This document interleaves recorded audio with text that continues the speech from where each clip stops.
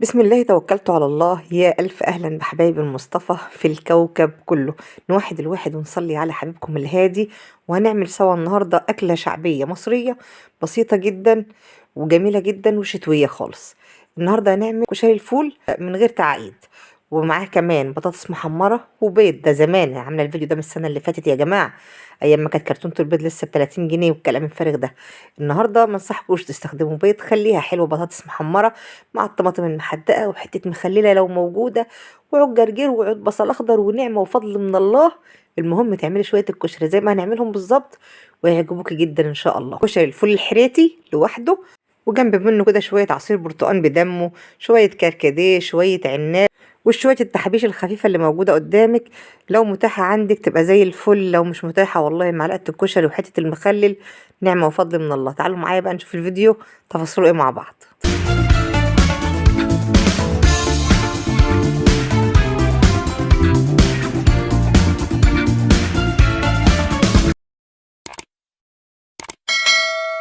بسم الله. اول حاجه معايا 3 معالق زيت كبار، هسيبهم يسخنوا جدا وانزل عليهم بالبصله. بصلتين بشرهم، طبقوا على ايدك، بلاش المبشره عشان ما تسلكيش ميه تفضل وقت طويل تتحمر وما تجيبش نتيجه كويسه معاكي. خلي البصله بتاعتي بس ذهبي وارجع لكم تاني. ماشي، البصله بتاعتي بقت لونها جميل كده، مش عايزه اعمقها عن كده. حوالي 3 كوبايات فول. الفول المفروض يكون اكتر من الرز عشان يغمس كده ويبقى طعمه. غلفه بالزيت كويس واشوحه وارجع لكم تاني. المرحله دي افضي جنب كده من الحله واخدها بعيد عن النار.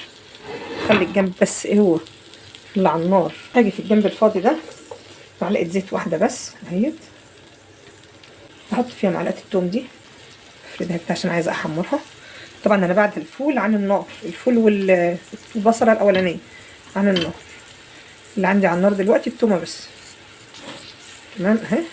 هجيب معاها معلقه شبت من الورق، وهبدأ احمر التومه مع الشبت لغايه ما ريحتهم تطلع كده، وبعدين ادخل المجموع كله مع بعض.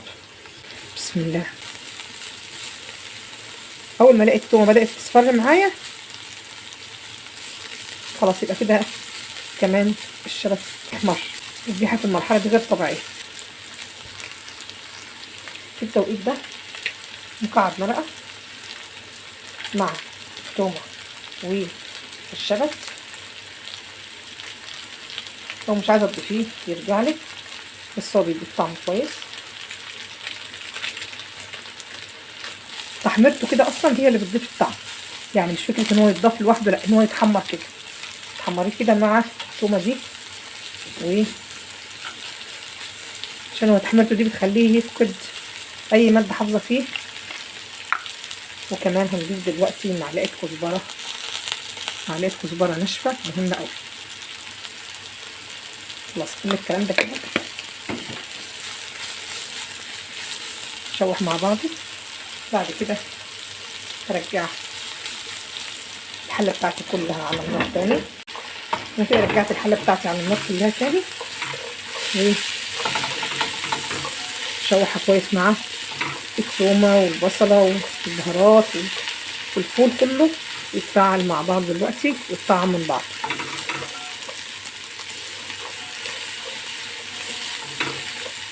هضيف في المرحله دي بقيت بهاراتي معايا كمون، فلفل اسود، بصل بودر،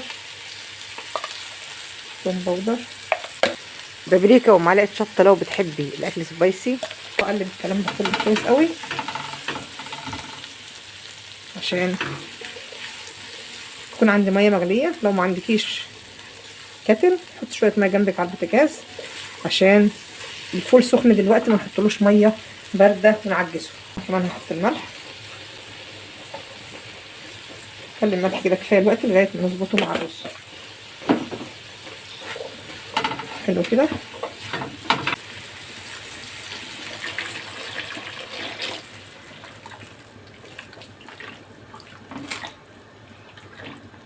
الميه بتاعتنا، وهنسيب الفول مع الميه يستوي شويه، لان طبعا هو مش زي سوى الرز. الرز هياخد سوا اكتر، قصدي اقل، فهنسوي شويه الفول في السوائل والبهارات الجميله والحاجات اللي عملناها معاه دي، ونسيبه شويه يغلي. انا سبته حوالي 5 دقايق على النار، الميه بتغلي. بعد ما غلت الميه هشوف بقى ايه، اجيب حبايه كبيره كده واشوفها اخبار السوا معاها ايه. انا مش عايزاها تستوي قوي عشان لسه هتستوي مع الرز، لكن في نفس الوقت مش عاوزاها خضرا نيه زي ما هي. الفوله بتاعتي هتبقى يا دوبك كده مع الرز اهي، بحس انها ايه، الجلده بتاعتها طرت شويه. خلاص هي كده هتبقى يا دوبك مع الرز. دلوقتي بجيب الرز بتاعي بضيفه. طبعا الرز انا غسلته وسبته في الميه منقوع لغايه ما جهزت كل حاجه، او حتى لو غسلته دلوقتي على طول برضو سبته في ميته لغايه ما جيت اشتغل بيه. رحت مصفيه على طول دلوقتي حالا، صفيته حالا، ما سبتوش من غير ميه. مهمه يا جماعه، في المرحله دي هضيف جزء من الشبت،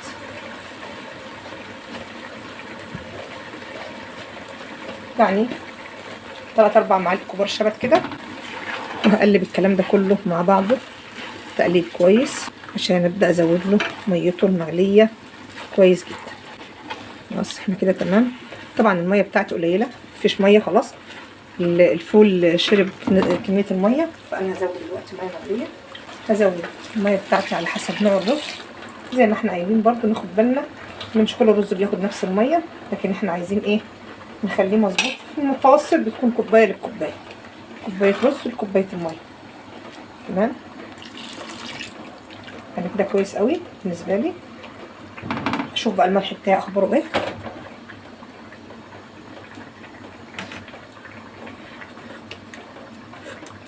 الملح بتاعي قليل، هزود الملح شويه. هقلب الرز هقلب اخرانيه عشان الملح، واسيبه بقى واشوف ايه. الميه دي قليله شويه نوعا ما على الرز، لكن انا مش هزود دلوقتي لان الرز. وانا عندي هنا بطاطس غسلتها غسل كويس وقطعتها وحطيت لها ميه مغليه وملح وسبتها تتسلق. تمام، عشان هنحمرها مع الكشري بتاعنا النهارده. في المرحله دي انا عايزه اشوف اهو الرز بتاعي بدا يتشرب، فهحط شقه اهو، اقلبه كده عشان اجيب ارضيته عشان ما يتحرقش من تحت. طيب الرز بتاعي كده محتاج ميه لسه، وهو فعلا بياخد اكتر من كوبايه اهو. دي تجربه قدامكم عمليه اهيت.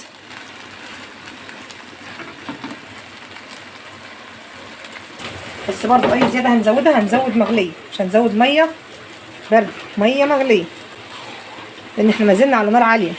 بسم الله الرحمن الرحيم.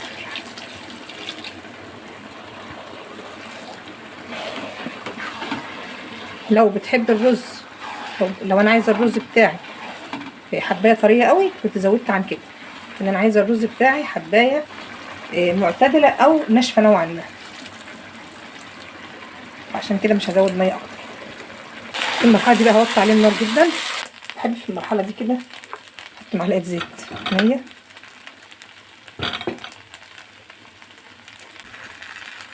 واسيب الرز بتاعي بقى على نار هاديه كده يتردد. اول حاجه عندي طماطميه اهي، هقمعها الاول كده.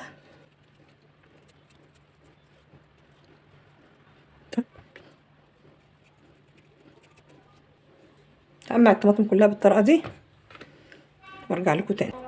بعد كده بقطع الطماطميه تقطيع رقيق خالص كده، وما بفصلهاش عن بعضها خالص، يعني اهي باجي على الاخر واسيبها.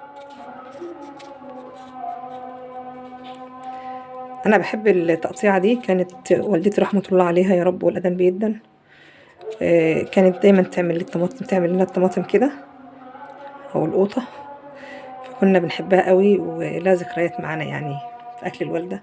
تمام كده اهي، كده ما سابتش نفسها، يعني ما سابتش بعضها، بس مقطوعه للاخر عشان لما اجي احدقها يبقى شكلها ظريف كده في الطبق كمان. لو عايزه تفصليها عن بعضها خالص واعمليها حلقات او نص حلقه او الكلام ده كله متاح لك، يعني انت لك كمان الحريه، لكن انا الموضوع عندي بس بيرجع لذكرى قديمه كده شويه بحبها.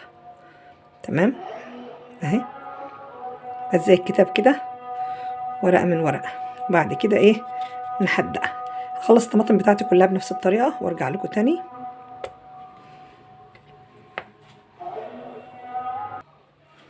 معايا هنا الخلطة بتاعتي لتخليل الطماطم. معايا بقدونس او كزبرة المتاح عندك، وفلفل اخضر او احمر. انا عندي قطعة صفراء وده احمر كان في الفريزر اخدته، لكن ما عنديش فلفل اخضر دلوقتي، مش مشكلة، المهم يكون فيه فلفل يعني. ومعلقة توم مفرومة كويس. الخلطة بتاعتي دي كلها كده مع بعضها. ده الخضار اللي معايا تمام. ومعايا بقى بعد كده ايه، البهارات اللي معايا بسيطه جدا. معايا فلفل اسود، كمون، كزبره، وذره شطه صغيره لو حابه، لو مش حابه الغيها، والملح بس، لان هي الطماطم المخلله ده حاجه مصريه بحته، ما فيهاش اي بهارات غريبه، هي بهاراتنا العاديه دي بس كده. وعصير ليمونه خضراء. لو عايزه تضيفي معلقه زيت زيتون يرجع لك، لكن انا كده ايه بالنسبه لي تمام قوي.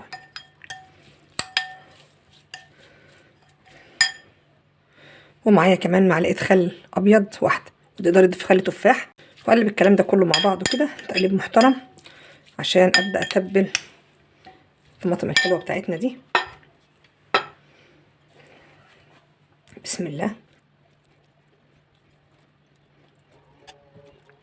طبعا لو الخلطه دي مطحونه في المكبه هتشتغل معاكي جميله جدا برضو، سوائل يعني مفيش مشكله. بنفس الطريقه ههدئ الطماطم كلها وارجع لكم تاني.